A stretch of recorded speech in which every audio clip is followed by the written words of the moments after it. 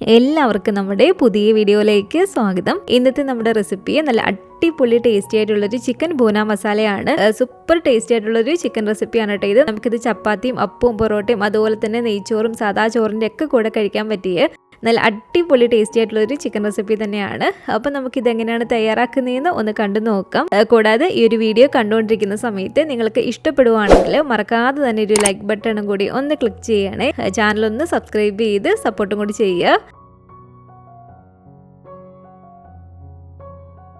അപ്പോൾ ആദ്യം തന്നെ ഞാനിതിലേക്ക് 1 കിലോ ചിക്കന് നല്ല പോലെ തന്നെ ക്ലീൻ ചെയ്ത് കഴുകി അതിൻ്റെ ഒരു വെള്ളമൊക്കെ തുറന്നിരിക്കുകയാണ്.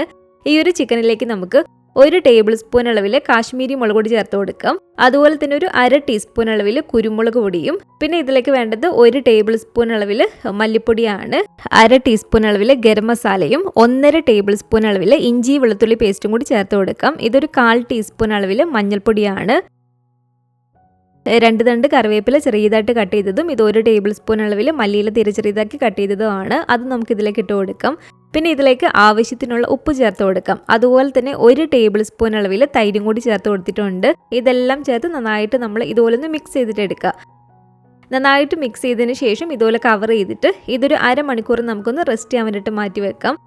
ഇനി നമുക്കിതിലേക്ക് ഒരു ബൂന മസാല റെഡിയാക്കി എടുക്കാനുണ്ട്. അതിനായിട്ട് 1 ടീസ്പൂൺ അളവിൽ ചെറിയ ജീരകം എടുത്തിട്ടുണ്ട്. അതുപോലെ തന്നെ ഈ ഒരു വലിപ്പമുള്ളൊരു കറുവപ്പട്ടയും 1 ടേബിൾ സ്പൂൺ അളവിൽ കുരുമുളകാണിത്, ഒരു 4 ഗ്രാമ്പും 3 ഏലക്കായും, അതുപോലെ തന്നെ 1/2 ടേബിൾ സ്പൂൺ അളവിൽ മുഴുവനായിട്ടുള്ള മല്ലിയാണ് കേട്ടോ ഇത് കറുത്ത ഏലക്കായാണ്, ബ്ലാക്ക് കാർഡമം. അപ്പോൾ അതും കൂടി നമുക്ക് ഇതിലേക്ക് ചേർത്ത് കൊടുക്കാം. അപ്പോൾ ഇതെല്ലാം കൂടി നമുക്ക് ഈ ഒരു പാനിലേക്ക് ഇട്ട് കൊടുത്തിട്ട് നന്നായിട്ടൊന്ന് ചൂടാക്കിയിട്ട് എടുക്കാം. നന്നായിട്ട് ഇതുപോലെ നമ്മൾ കുറച്ച് സമയം ഒന്ന് ഇളക്കി കൊടുത്ത് കഴിയുമ്പോഴത്തേക്കും ഇത് അത്യാവശ്യം നന്നായി ചൂടായി നല്ലൊരു മണം വരും. അപ്പോൾ ആ ഒരു സമയത്ത് നമുക്ക് ഈ ഒരു ഫ്ലെയിം ഓഫ് ചെയ്ത് ഇത് മറ്റൊരു പാത്രത്തിലേക്കൊന്ന് മാറ്റി കൊടുക്കുകയാണ്. അതിൻ്റെ ചൂട് കുറച്ചൊന്ന് കുറഞ്ഞു വന്നതിന് ശേഷം മിക്സിയുടെ ഒരു ചെറിയ ജാറിലേക്ക് മാറ്റിയിട്ട് നല്ല ഫൈനായിട്ട് ഇതുപോലെ നമുക്കൊന്ന് പൊടിച്ചിട്ടെടുക്കാം. അപ്പോൾ ഈ ഒരു മസാലപ്പൊടി ഇവിടെ റെഡി ആയിട്ടുണ്ട്. ഇനി ഇതുപോലെ ഒരു പാനിലേക്ക് ഒരു 4-5 ടേബിൾ സ്പൂൺ അളവിൽ ഓയിൽ ചേർത്ത് കൊടുക്കുകയാണ്. ഓയിലൊന്ന് ചൂടായിട്ട് വരുന്ന സമയത്ത് നമ്മൾ നേരത്തെ മാരിനേറ്റ് ചെയ്ത് വെച്ചിരുന്ന ഒരു ചിക്കനൊക്കെ ഇല്ലേ, അതൊരു 30 മിനിറ്റോളം കഴിഞ്ഞിട്ടുണ്ട്. നന്നായി ചൂടായി കിടക്കുന്ന ഈ ഒരു എണ്ണയിലേക്ക് നമുക്ക് ഓരോ ചിക്കൻ കഷ്ണങ്ങളും ഇതുപോലെ വെച്ച് കൊടുക്കാം. ചിക്കൻ ഇതുപോലെ ഇട്ട് കൊടുത്തതിന് ശേഷം നന്നായിട്ട് നമ്മൾ 2 സൈഡ് ഒന്ന് ഫ്രൈ ചെയ്തിട്ട് എടുക്കണം കേട്ടോ. ആ ഒരു ചിക്കൻ വേകുന്ന രീതിയിൽ തന്നെ വേണം നമ്മളിത് ഫ്രൈ ചെയ്തിട്ട് എടുക്കാൻ വേണ്ടിയിട്ട്. എന്നാൽ ഒരുപാട് ഓയിൽ ഒഴിച്ച് കൊടുത്തിട്ട് നമ്മൾ ഫ്രൈ ചെയ്തിട്ട് എടുക്കേണ്ട ആവശ്യമില്ല. ഇതുപോലെ ഇത്രയൊക്കെ തന്നെ ഓയിൽ നമ്മൾ ഒഴിച്ച് കൊടുത്തിട്ട് നന്നായിട്ട് 2 സൈഡ് നമ്മളൊന്ന് ഫ്രൈ ചെയ്തിട്ട് എടുത്താൽ മതി. ചിക്കൻ നന്നായിട്ട് നമുക്ക് വെന്ത് കിട്ടുക വേണം. അപ്പോൾ ഒരു സൈഡ് അത്യാവശ്യം നന്നായി ഫ്രൈ ആയി വന്നതിന് ശേഷം ഇതുപോലെ നമുക്കൊന്ന് മറിച്ചിട്ട് കൊടുക്കാം.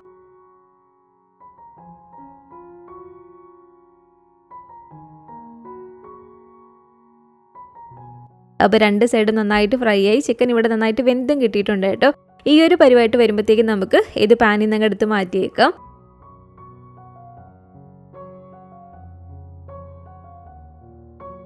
ഇനി നമ്മൾ ചിക്കൻ ഫ്രൈ ചെയ്തിട്ട് എടുത്ത് ആ ഒരു എണ്ണയിലേക്ക് തന്നെ മീഡിയം വലിപ്പമുള്ള ഒരു 3 സവാള ഇതുപോലെ തീരെ പൊടിയായിട്ട് കട്ട് ചെയ്തെടുത്തിരിക്കുന്നതാണ്. ആ ഒരു സവാള നമുക്കിതിലേക്ക് ചേർത്ത് കൊടുക്കാം.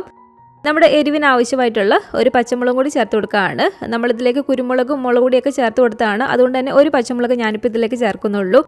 അതുപോലെ തന്നെ ആവശ്യത്തിന് ഉപ്പും കൂടി ചേർത്ത് കൊടുത്തിട്ട് നന്നായിട്ട് നമുക്ക് ഈ ഒരു സവാള ഒന്ന് വഴറ്റിയെടുക്കാം കേട്ടോ. സവാള നമ്മൾ എത്രത്തോളം നന്നായിട്ട് വഴറ്റിയെടുക്കുന്നോ അത്രയും ഈ ഒരു കറിക്ക് നല്ലൊരു ടേസ്റ്റ് ഉണ്ടാവും. അപ്പോൾ മാക്സിമം നന്നായിട്ട് തന്നെ സവാള നമ്മളൊന്ന് വഴറ്റിയിട്ടെടുക്കുക. അപ്പോൾ നന്നായിട്ട് ഇതുപോലെ ഇളക്കി കൊടുത്ത് സവാള ഇത് കണ്ടില്ലേ, ഈ ഒരു പരുവത്തിന് നമുക്കൊന്ന് വഴണ്ടി കിട്ടണം കേട്ടോ. ഇതുപോലെ നന്നായിട്ട് വഴണ്ടി വന്നാൽ നമ്മൾ നേരത്തെ ഫ്രൈ ചെയ്ത് വെച്ചിരിക്കുന്ന ആ ഒരു ചിക്കൻ ഇല്ലേ, ആ ഒരു ചിക്കൻ ഇതിലേക്ക് മുഴുവനായിട്ടും ഇട്ട് കൊടുക്കുക.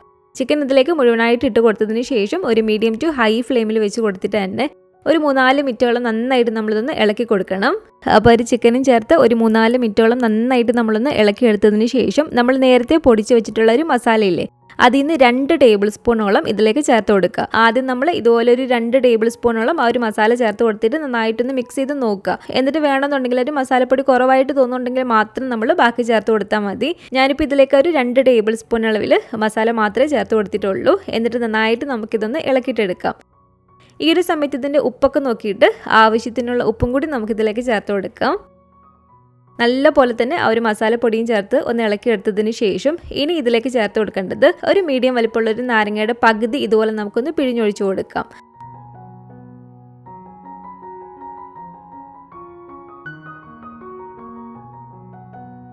അതുപോലെ തന്നെ ഒരു 4-4.5 ടേബിൾ സ്പൂൺ അളവിൽ തൈരും കൂടി നമുക്കിതിലേക്ക് ചേർത്ത് കൊടുക്കാം. ഒരുപാടങ്ങ് പുളിച്ചു പോയിട്ടുള്ള ഒരു തൈര് നമ്മളിതിലേക്ക് ചേർത്ത് കൊടുക്കരുത്. ഒരു നോർമൽ പുളിയുള്ള ഒരു തൈര് നമ്മളിതിലേക്ക് ഒരു 4-4.5 ടേബിൾ സ്പൂണോളം ചേർത്ത് കൊടുക്കണം. എന്നിട്ട് നന്നായിട്ട് ഇതുപോലെ ഒന്ന് ഇളക്കിയിട്ടെടുക്കുക.